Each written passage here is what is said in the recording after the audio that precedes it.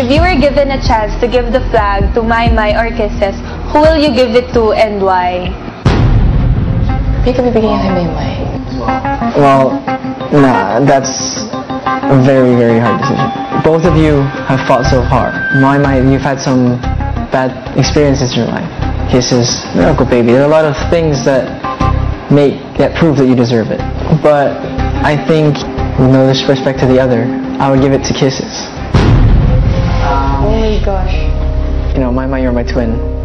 But although you fought very hard to get here, Kisses has been in quite a few league tasks. He's been nominated a few times. Although I've not experienced it personally, it's stressful. She proved something to me as well, personally. Beauty queens are not, you know, la la la, you know.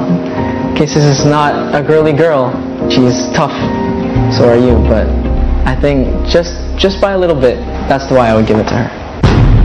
Kisses, sa'yo niya daw ibibigay ang white flag kung nagkaroon ng pagkakataon. Anong masasabi mo?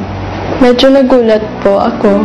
Tayo po lahat may mga dahilan po tayo sa mga desisyon and maaring hindi po ito natin ini-expect pero yun po yung desisyon nila. Anong masasabi ninyo? Siguro yung respeto ko, yung nakikita niya po, kaya tatanggapin ko po. Kahit man ganoon po, maniniwala pa rin ako sa sarili ko. Nagbago ba ang tingin mo kay Edward dahil sa naging sagot niya?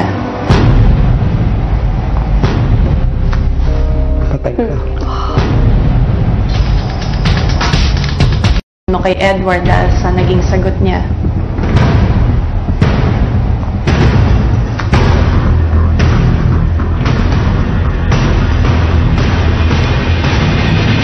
Hindi po, ma'am. Yan po yung desisyon niya nga. At saka, nirespeto ko po yun. Thank you, Kisses, Maymay. At yan ang pagtatapos ng ating ika-4 na round.